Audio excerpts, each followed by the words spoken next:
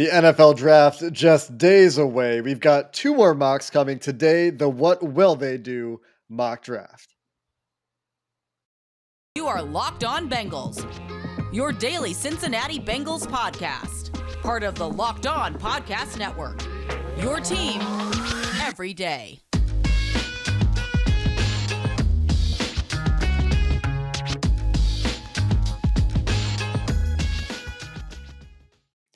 What up, Bengals fans, and welcome to another episode of the Locked On Bengals podcast. I'm your host, Jake Liscow. He's your host, James Rapien. Together, we're the Locked On Bengals podcast, part of the Locked On Podcast Network, your team every day, free and available everywhere you get your podcasts and on YouTube.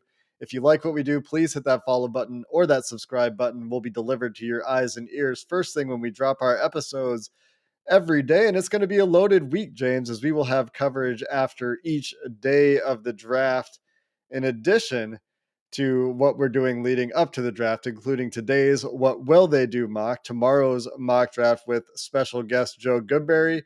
And for your final show before the draft, both Joe and Mike at Bengals_Sands will be joining us for a quad panel show. But before we get into the What Will They Do mock, James, last time we met, Duke Tobin had just spoken. He addressed the media on Friday. On Monday, Zac Taylor took his turn with the media down at Paul Brown Stadium. You were there.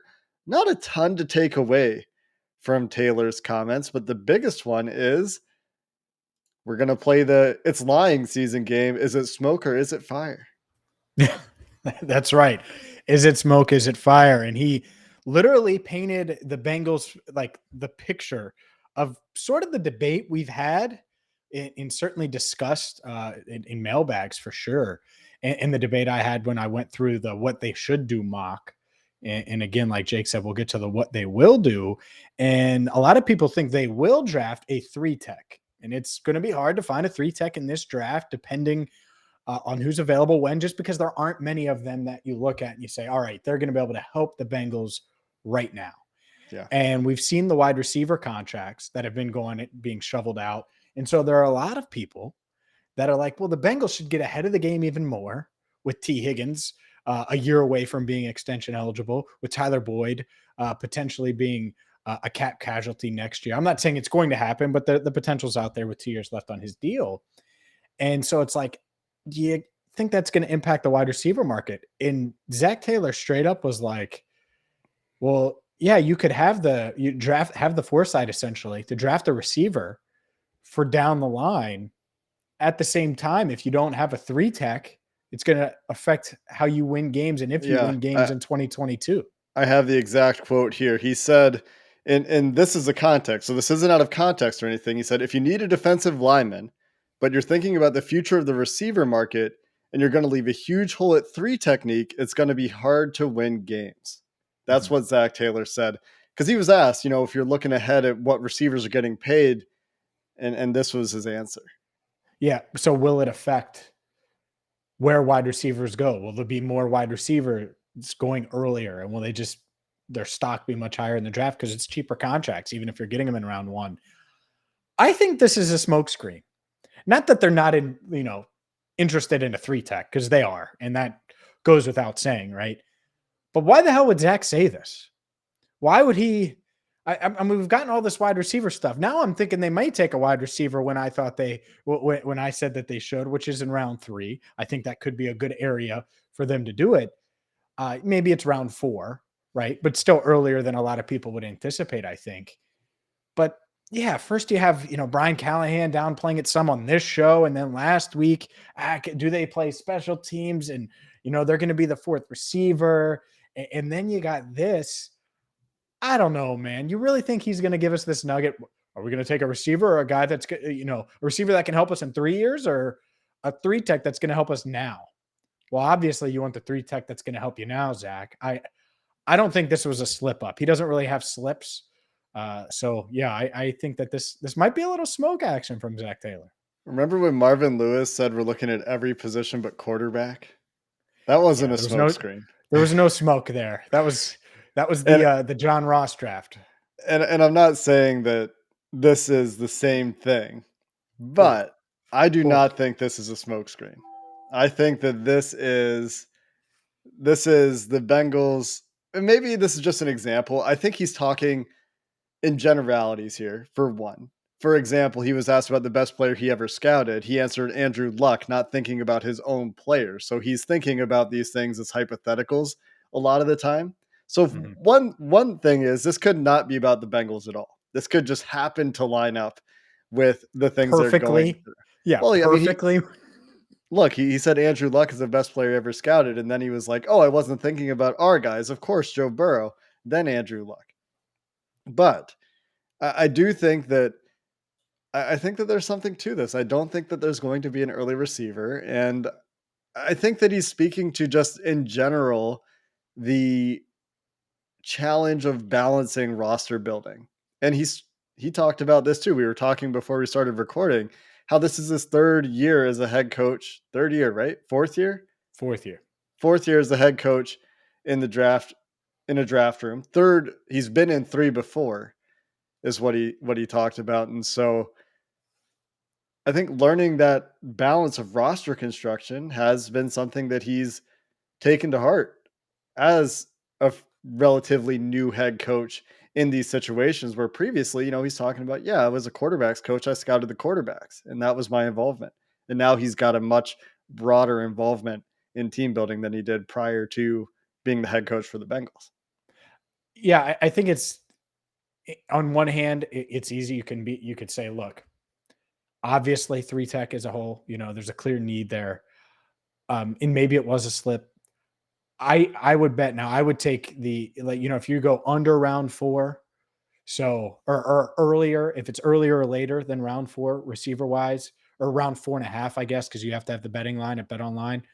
If there was one, I would take the under now. I think or the earlier, because I think that they are going to take a receiver there. And again, I get you see the 3 tech need, but to me, Zach doesn't do this.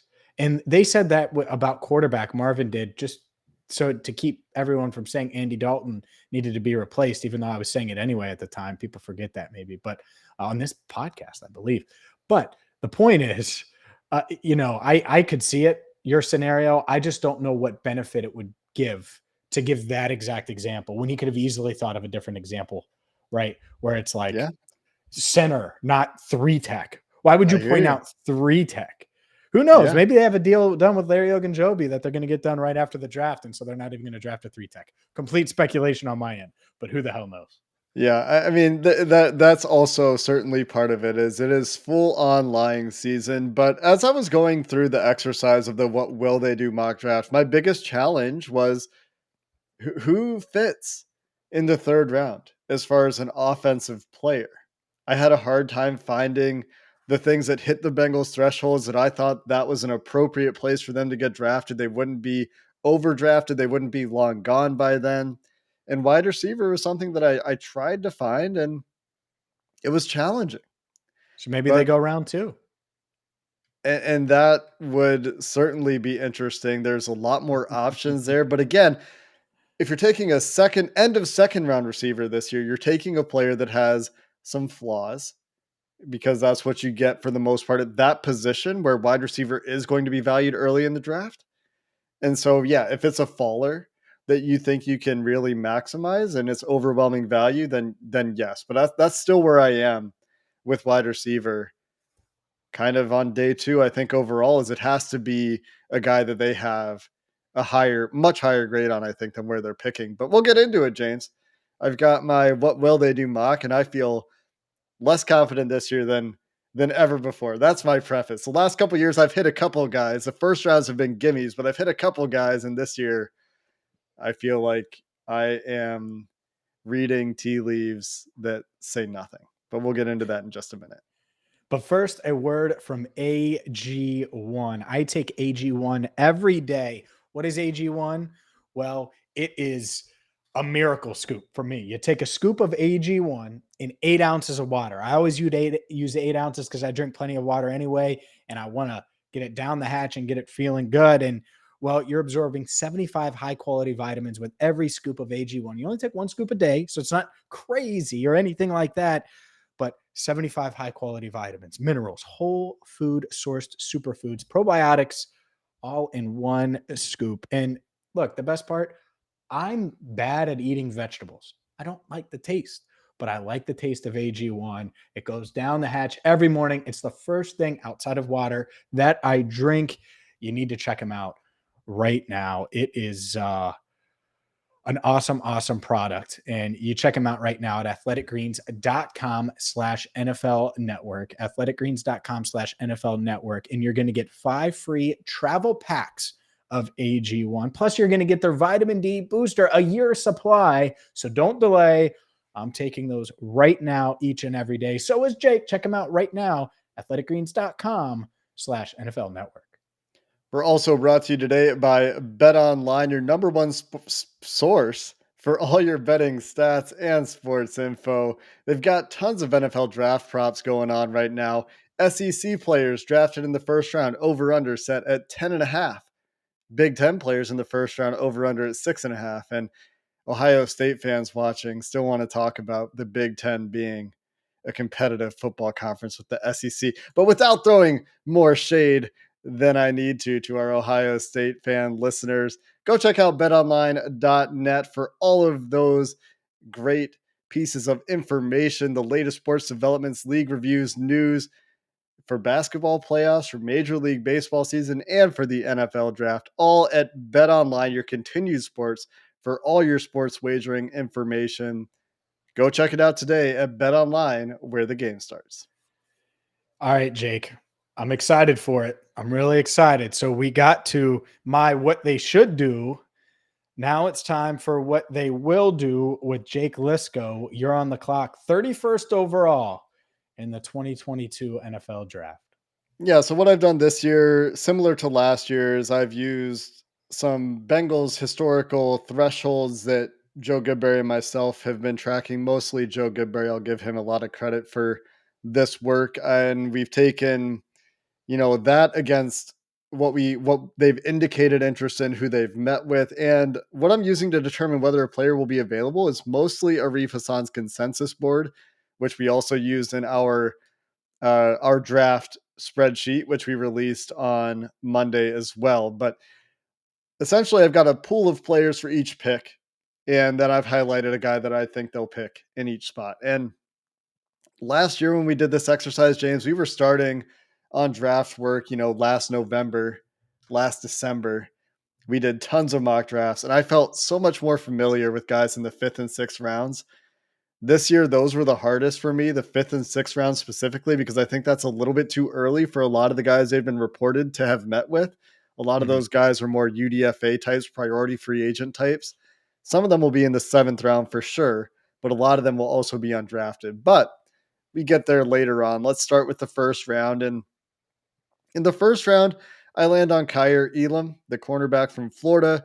And this is because I think they would pass on Tyler Linderbaum if he's available, for one. I just think that because of positional value, because of concerns with his size, and reasons that we've discussed in the past, uh, their investment in the offensive line being another one, the depth of interior offensive line in this class, I think they would pass on Linderbaum in the first round if he's available. Not necessarily for Kyer Elam, but for a number of players. And it's going to depend on how they have these guys graded. Maybe it's Kyler Gordon. Maybe it's Andrew Booth. Maybe it's a falling Trent McDuffie. These are all guys I think they would consider if they were available in the first round. And of course, George Karlaftis is the other one who, again, Todd McShay on Monday, everyone's dumping their "this is what we've heard about the draft lately" articles. And Todd McShay wrote that George Karlaftis, Tyler Linderbaum, and Nakobe Dean might all fall out of the first round from what he's heard, with Dean being the most likely to stay in the first round. So if Karlaftis, Linderbaum, Elam, Gordon are all available, I think that would be a very difficult choice for the Bengals, but I don't think Karlaftis will be. I think if he is, I think he might be the pick. But assuming that he's gone when he'll be drafted, I think Kyer Elam is a fairly likely proxy for corner here, but I can see it being any of those 3 corners: Kyler Gordon, Andrew Booth, Kyer Elam. For sure. No, I think cornerback's the favorite. Wouldn't be shocked at all if it's Kyer Elam. If you told me it was Booth, if it was Gordon, again, wouldn't be shocked one bit. I agree with you on George Karlaftis. In our ultimate mock, we took Linderbaum, but wouldn't be shocked. I think they would go the other way if presented with Linderbaum, Karlaftis, and maybe we'll get to see that on Thursday night, right? But overall, I think they want a corner. I think in an ideal world, the ideal corner would be there for them so they could address that spot. And it's just really hard to forecast which ones are going to be there at 31. And buckle up, Bengals fans, because it could be Gordon. Like you said, it could be Gordon. Like Elam could be on the board, Booth could be on the board, and suddenly they pick Kyler Gordon. And we've talked a lot about Booth and Elam, and so it is going to be interesting if they're faced with multiple corners that are projected to go in round one, and that if they're still on the board at 31.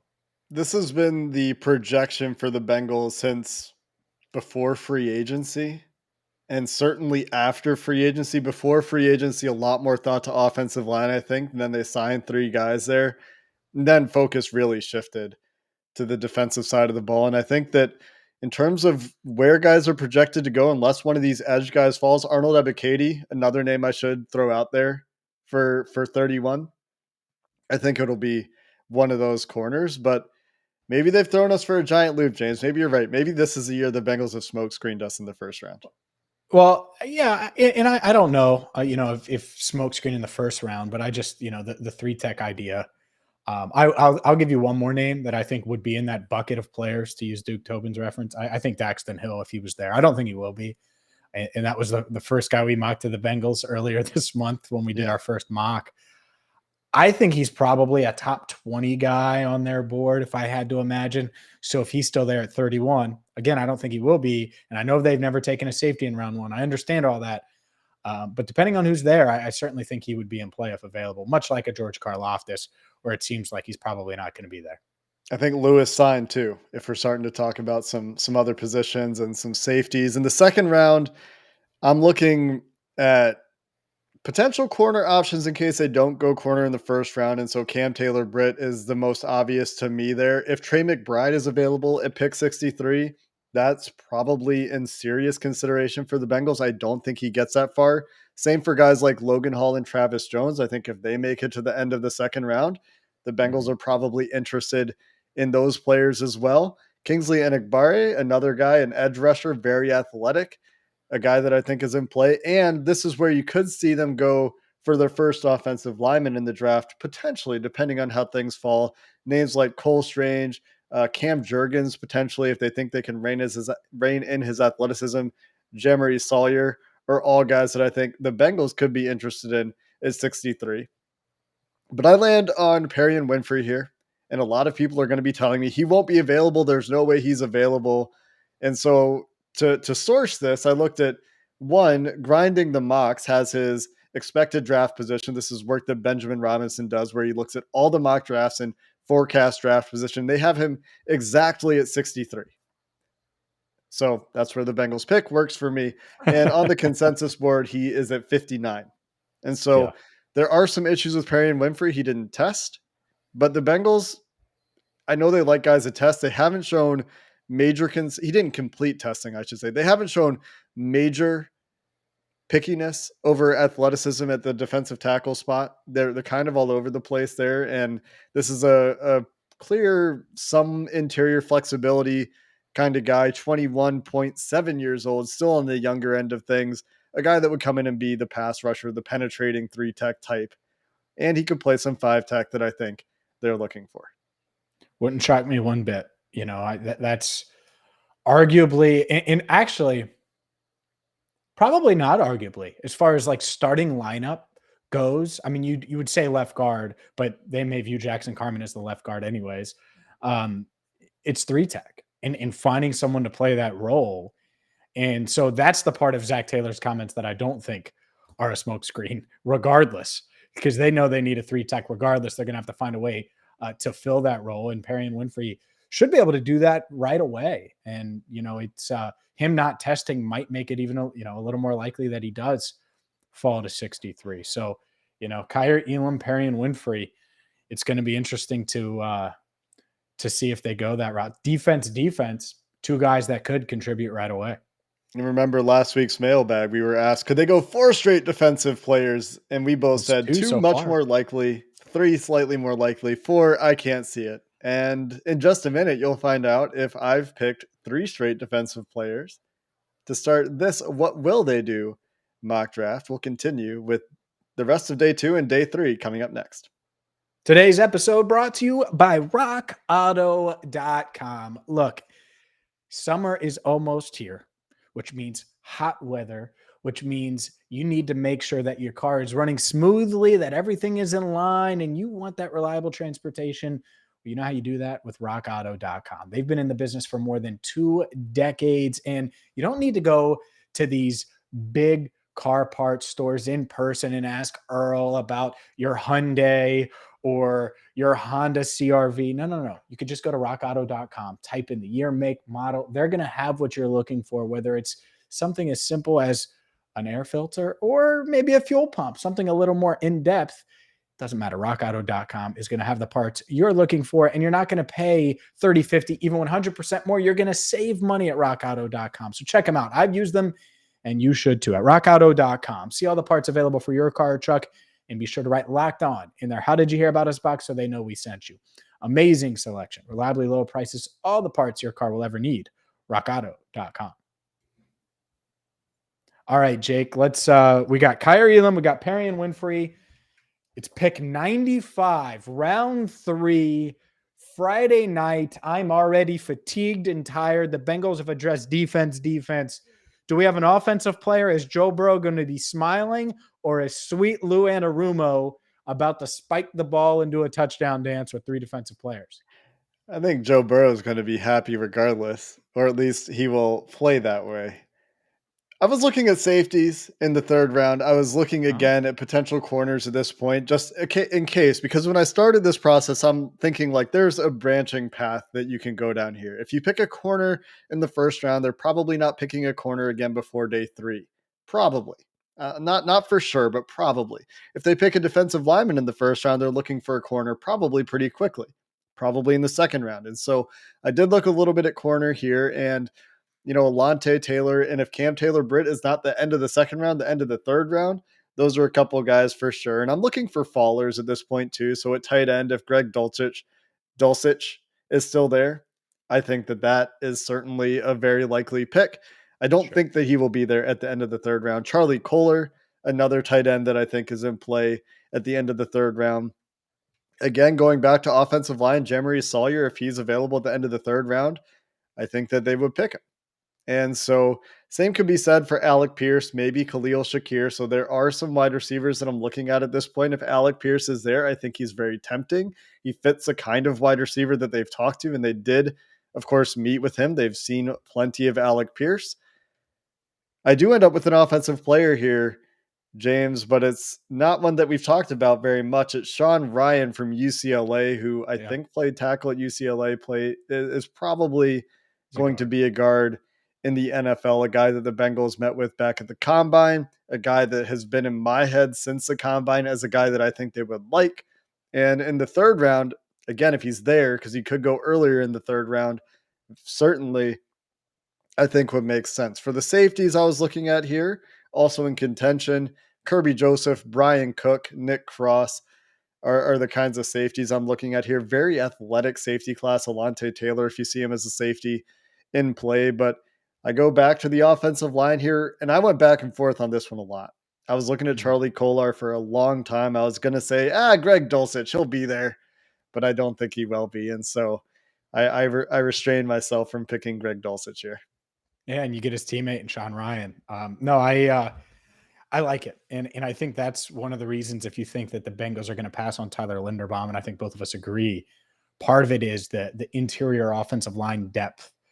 They're going to look at it and say, all right, well, we can get a player that can contribute or at least compete, contribute's the wrong word, compete for that left guard spot and push that way. We already have a center we like in Ted Karras. That's why we signed him. It's okay if we just find a guard like Sean Ryan to come in and compete there. So I think it makes a ton of sense. I agree with you. If Dulcich was there, that would be awesome.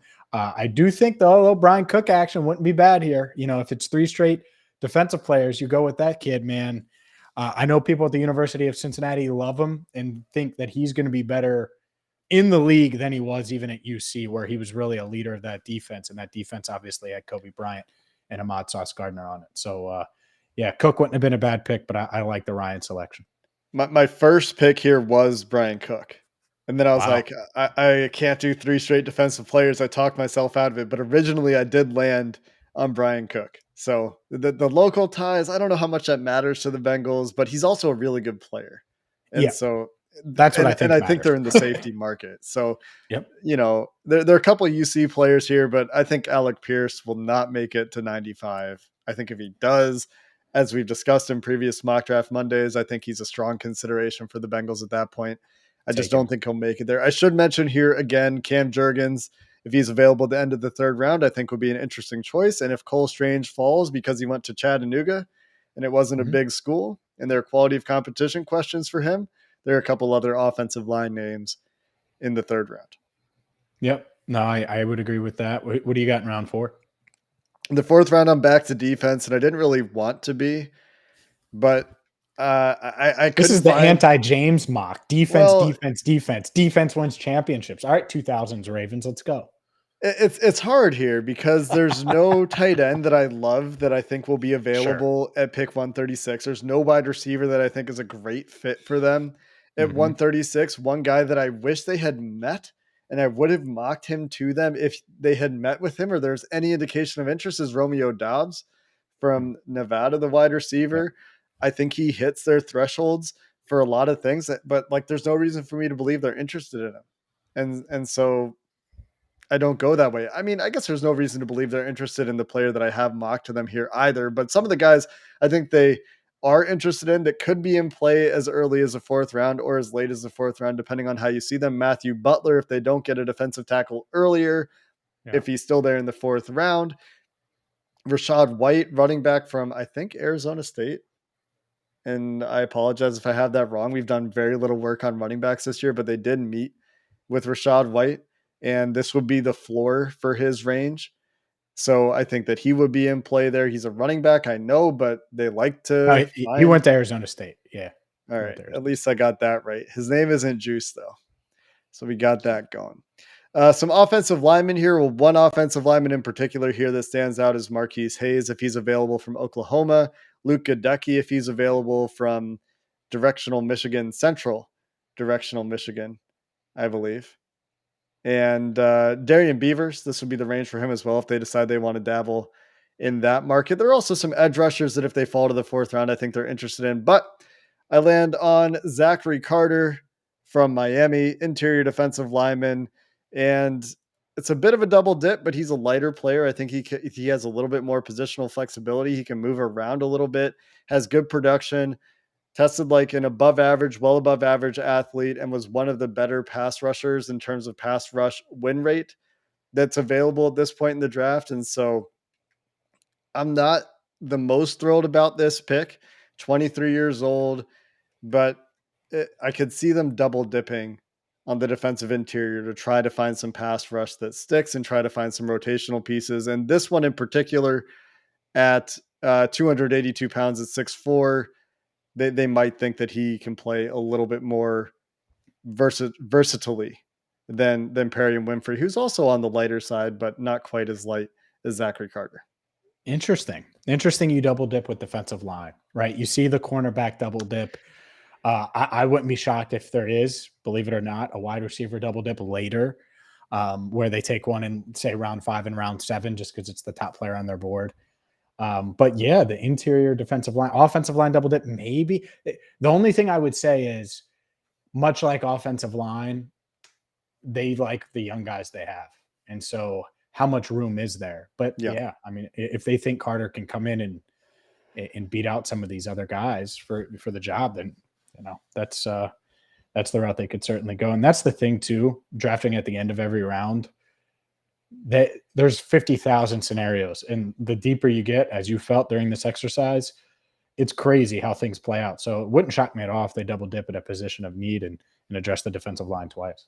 And maybe it's corner here, right? If there's a guy that falls they like, Damari Mathis, a name we've been talking about since Dane Brugler introduced us to him. Zion McCollum, a guy that they met with if he's still there in the 4th round, which I don't think he is, I think some team bets on his athleticism much earlier.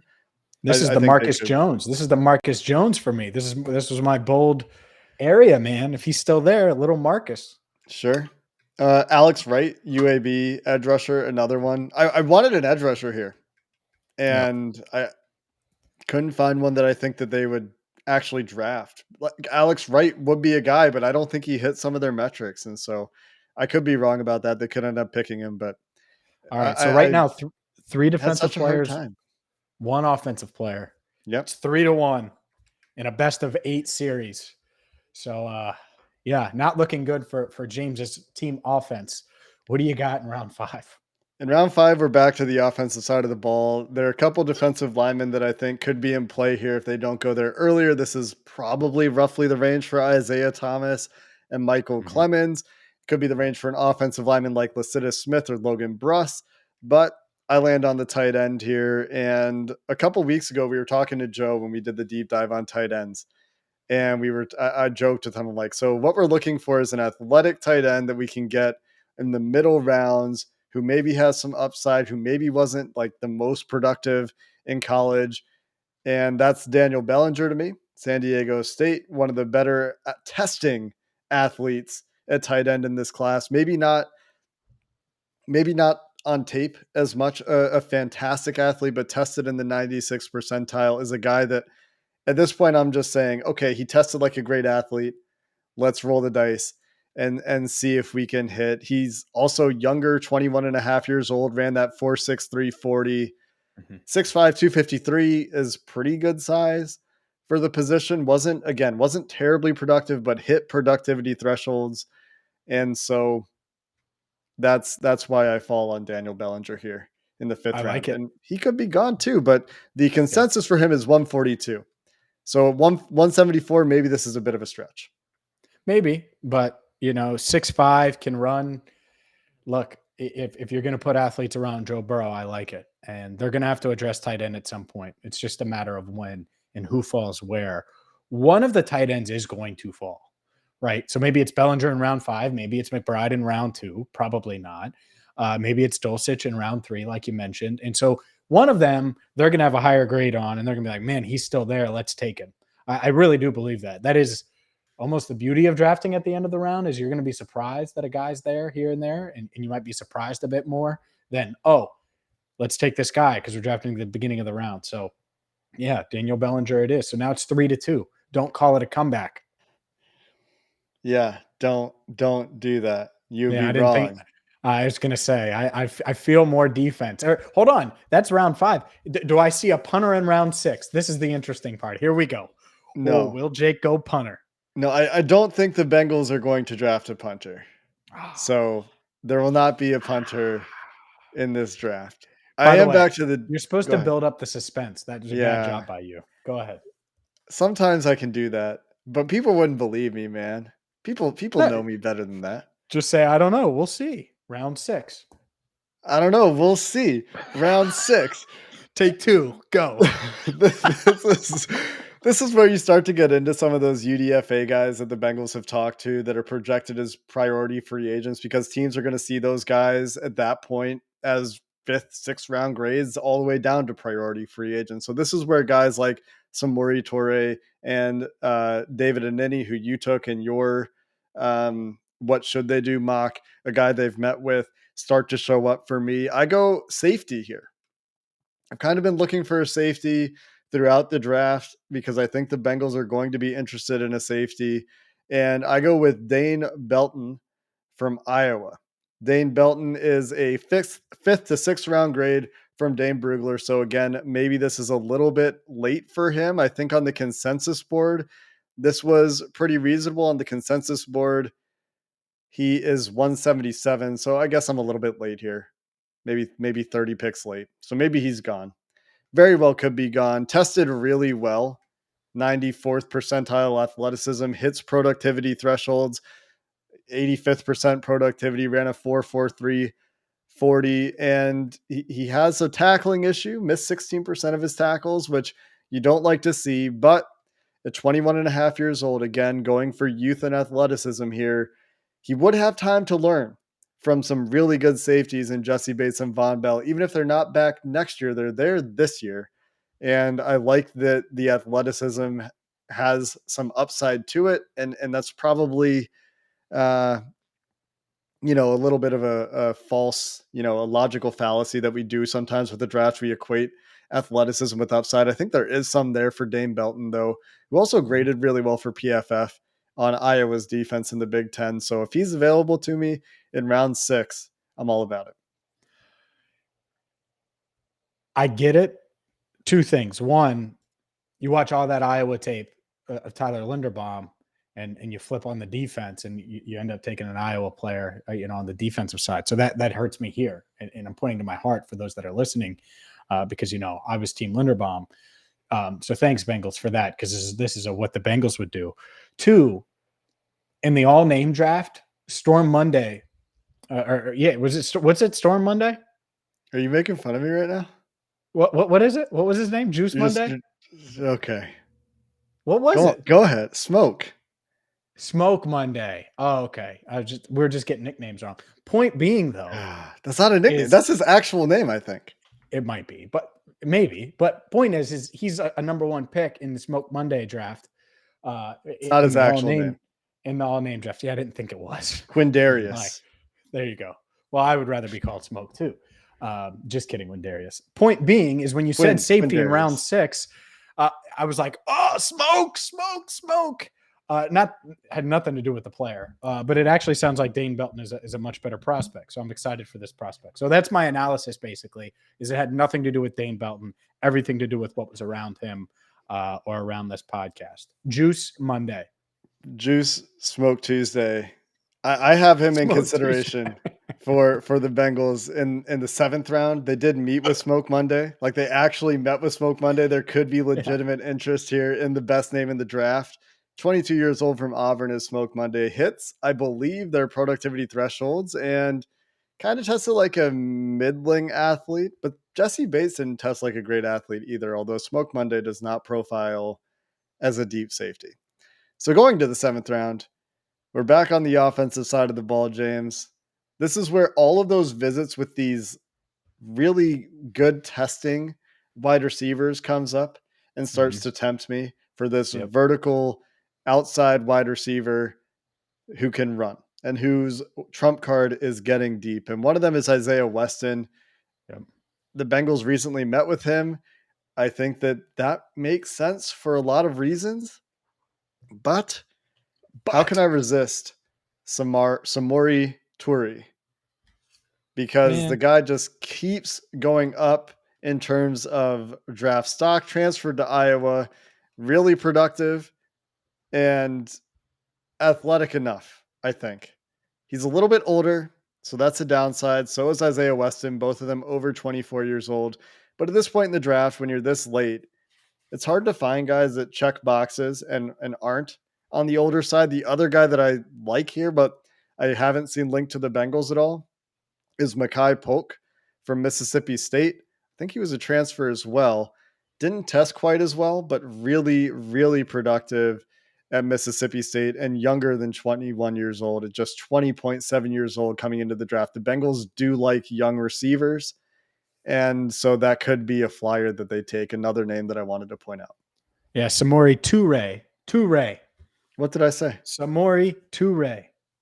I don't know, but not that. Okay. But that's how you say it. Shout out to Dane Brugler for having his pronunciation guide in the beast, because I sure as hell wouldn't know how to say it otherwise.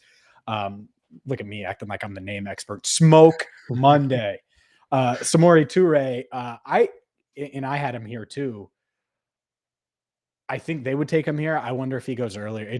He's met with so many damn teams, and it seems like NFL's higher on him than draft consensus. So that part is going to be interesting. But if he's here, especially if they haven't taken a receiver, because look, whether, it's fun to say, oh, James wide receiver, he's wide receiver biased, all that, blah, blah, blah, blah, blah, blah, blah. Well, the wide receiver position was the Bengals' second most valuable position last year, right? Like they're nowhere. Like without Jamar, everything changed, right? And so that's what I think. I think wide receivers is as valuable as it's ever been in the history of NFL football. And I think it's going to continue to be that way. And so, if they wait till round 7, I'm going to be like, oh, I don't know. But yeah, Samori Toure, I like him if he's there. Yeah, and Isaiah Weston, I think, would be Sure. a Would fun, be. especially like preseason. Isaiah Weston would probably be a highlight reel in training camp and in the preseason. So he could be fun too. Another name to keep an eye on here, late Jack Jones, cornerback from I met with Arizona him. State, 24 and a half years old. The Bengals have met with him. Tony Sets him off the Adams. field. Yes, he does. Jack Jones. Tony Adams from Illinois, another late round corner the Bengals have met with. Zac Taylor as well. And if they're interested in corner late, Kalen Barnes, Baylor, Michael Wright, Oregon, and they're probably not there this late, but those are a couple guys that I would keep an eye on as well. Yeah, I agree. And Barnes is the one that ran the 4.23 40. He's almost as fast as me. But Almost. apparently the tape, just a little slow there, Caitlin. But the tape part of it, based on everywhere you read, it's like, might be able to stick because he's got those athletic tools. And so that's the part is, are they, does the film match up enough to where they're like, oh yeah, bring him in or not? They haven't met with him as far as I'm aware, but I agree with you. I mean, certainly be interest there based on his 40 time alone. And obviously he did make some plays at Baylor.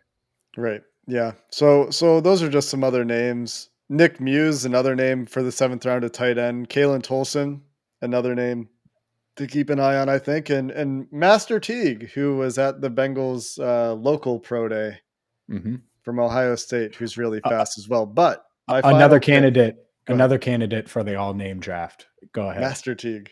I mean, that's Master Teague, that's pretty Smoke legit. Monday. Yeah. Who wins that? Who wins in arm wrestling? That's what I want to know. I would go with Smoke. Trick answer or trick question. The answer is the guy who had a Built Bar that morning. Go ahead.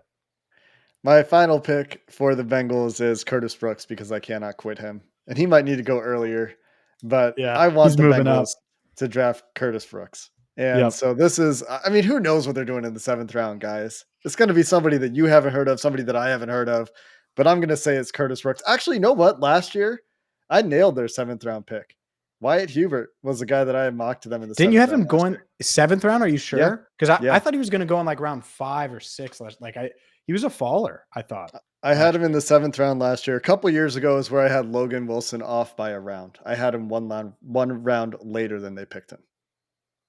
You had him in round 4 and they picked him in round 3? I gotcha. Yeah. Gotcha. All right. I am way less confident that I'm going to get any of these guys right this year, starting with Kyer Elam in the 1st round, Perry and Winfrey in the 2nd round of pick 63. At 95, Sean Ryan dipping into the offensive line. At 136, looking at defensive lineman Zachary Carter, and I really wanted to pick Romeo Dobbs here, just for the record. I wanted to pick the wide receiver there, but I don't have confidence they would pull the trigger on that player in particular. In the 5th round, Daniel Bellinger, the tight end from San Diego State. In the 6th round at 209, Dane Belton, safety from Iowa. And then their first pick in the 7th round, Samori Toure, and wrapping up with Curtis Brooks at 252. Toure. Is that not what I'm saying? You're saying tour, like tour of Italy at Olive Garden. No, I like it overall. you know the thing that both of us ran into, and me in round 3 in particular, I think you in round 4, it gets tough.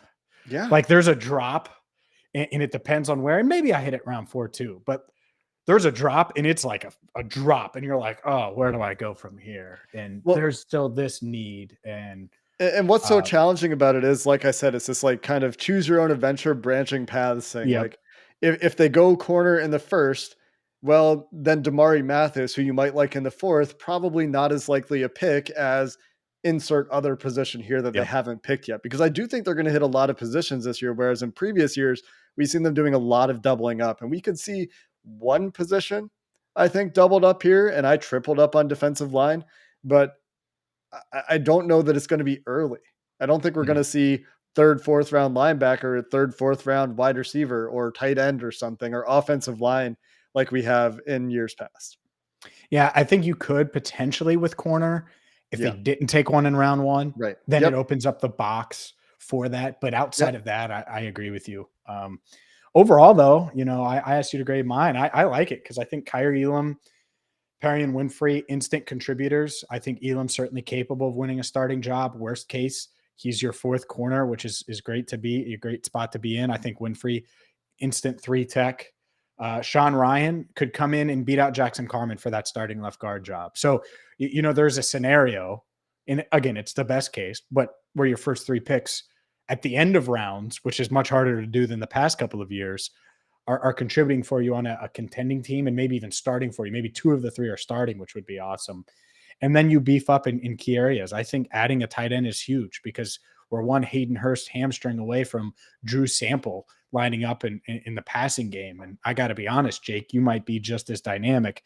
Dayton Belton is a fun addition. Man, I'm just throwing shade everywhere. And Samori Toure is a fun player. But my favorite pick is Curtis Brooks because you got a Bearcat in there, and I'm a Bearcat, and he's a beast. So that's the other part of it. But unfortunately, this is like the worst case scenario for him because you just added 2 interior defensive linemen, and then you had Curtis Brooks. He's going to have a hard time making the team, but hopefully He'll beat him out. He's going to be starting week 1. Curtis Brooks. Hot takes. If he beats out Perry and Winfrey, then we got a big problem. Yeah, it's probably not great. But he is 3 years older, so there's that. Or 2 years older, 3 years older. He's older by a lot. 2nd round, 7th round. I mean, yeah, dude. Well, sometimes the NFL screws up and lets Curtis Brooks get picked in the 7th round, man. That's all I'm saying. Maximize value. Get your best player in the 7th round of the draft. I like it. That's going to do it for this episode of the Locked On Bengals podcast. Hope some of the other names I threw out there were satisfactory, and I'm sure you're going to yell at us with the players that we forgot to mention who are your draft crushes. So I'm looking forward to finding out who those guys are tomorrow. Joe Goodberry joins us with his 7-round Locked On Bengals exclusive mock draft for 2022. And then we've got our pre-draft episode. A lot of fun stuff coming this week with the Bengals adding to the roster. Until next time, Bengals fans, hoo day and have a good one.